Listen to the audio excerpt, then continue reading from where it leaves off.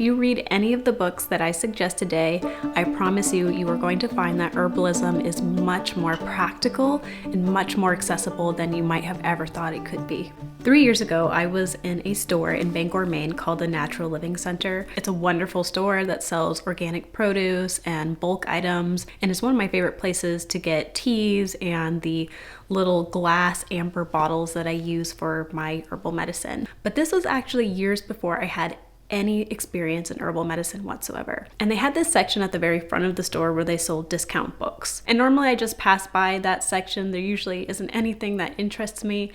But this one time a book caught my eye.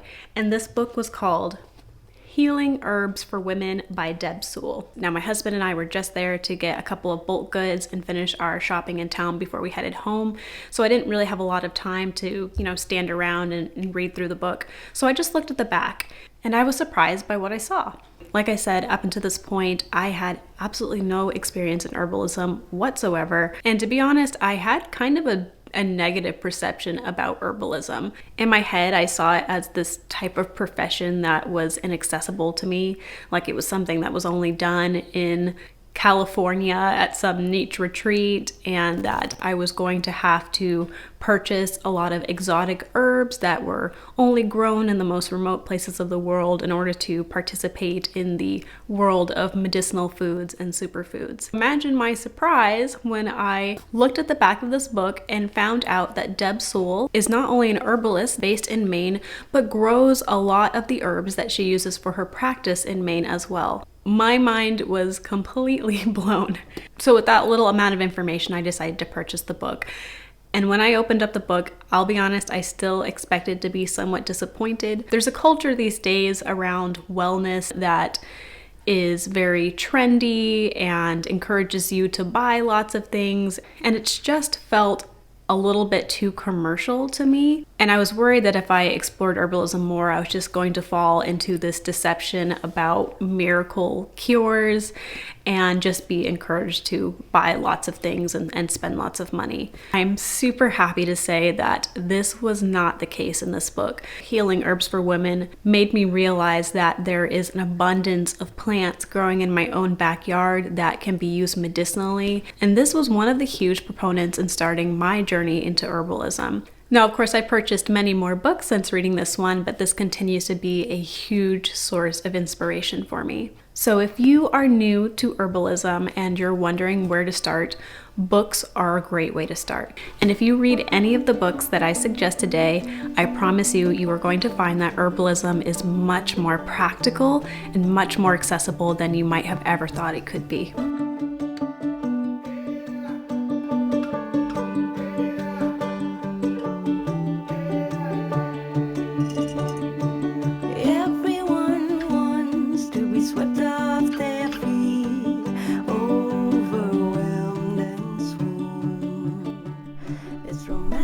The Essential Book of Herbs by Reader's Digest is a great place to start for absolute beginners.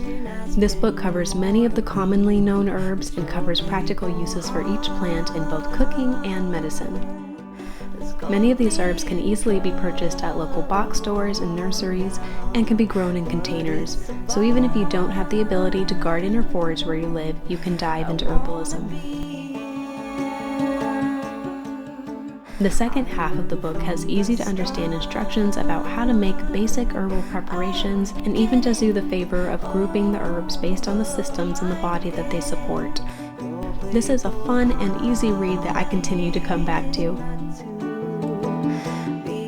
Healing Herbal Teas by Farr is one of my favorite picks for inspiration and creativity. It teaches you the basics about tea formulation, both for medicinal potency as well as for pleasure and taste. There are over 101 blend recipes for every use and for every season. This was a book my dad got me for my birthday, and reading it inspired me to make some of my own tea blends and gave me the knowledge and the confidence to continue experimenting on my own. I now like to make customized blends for family and friends to share as gifts during the holidays.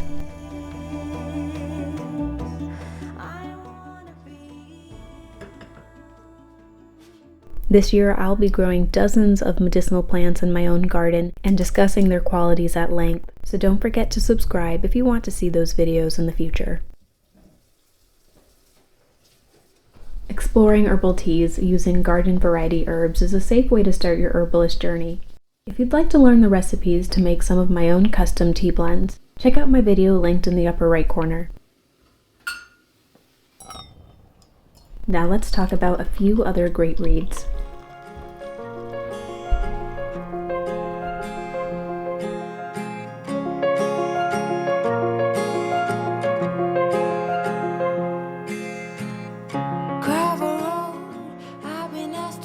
If you're looking to go a step deeper into herbal medicine, Backyard Medicine by Bruton-Seal and Matthew Soule is a great choice.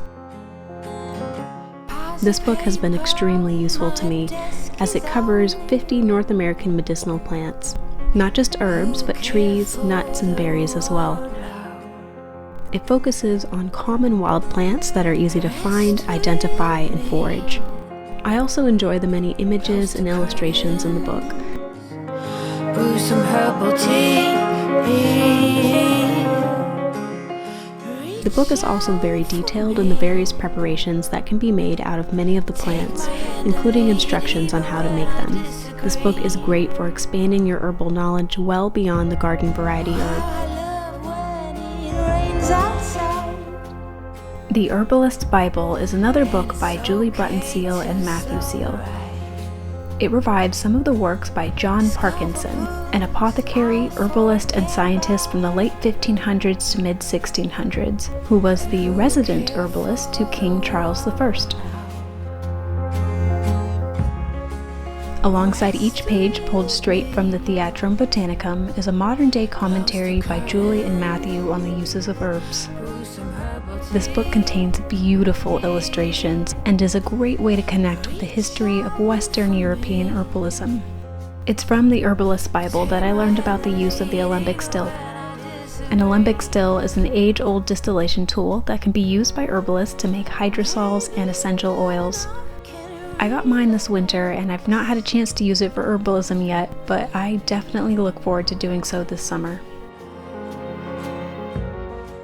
Last but not least is the Herbs Eyewitness Handbook by Leslie Bremness.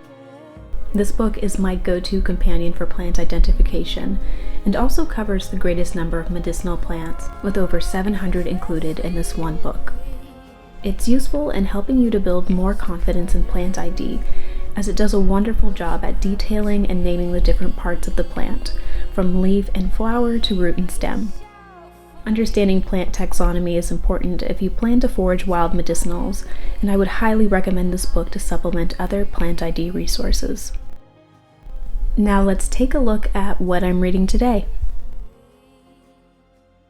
Presently, I am reading a book called Herbal Antivirals by Harrod Buhner, and this has been probably the most advanced read that I've done so far. It goes very deep into the scientific literature about the use of herbs for treating different conditions. This one is specific to antivirals, but there are other books written by this author that focus on just Lyme disease and another book that focuses on herbal antibiotics. I've really enjoyed this book. It has introduced me to a lot of herbs that are used in Chinese medicine and has also challenged some of the views that I have around herbal medicine that are American views or Western views, depending on where you live. For example, this book challenges the idea of using the echinacea plant, Echinacea purpurea, which is commonly used in American herbal medicine, and strongly suggests that another species of echinacea called Echinacea angustifolia actually has more potent antiviral and immune support properties, and even challenges the idea of using the root versus other parts of the plant. So I can't say conclusively if these findings are true for myself, but just something to think about and maybe explore yourself. This year I am growing both Echinacea purpurea and Echinacea angustifolia, and we'll be exploring their medicinal properties. So these are some of the beginner books that have inspired me, as well as a few that I'm reading right now. I know there are hundreds of books that cover the topic of herbal medicine, so if you have any suggestions, I would love to hear about them. I'm always looking to expand my own library. Also, don't don't forget to hit the like button down below if you enjoyed this video and found it helpful, and feel free to share with family and friends. Thank you so much for watching, and I will see you in the next video.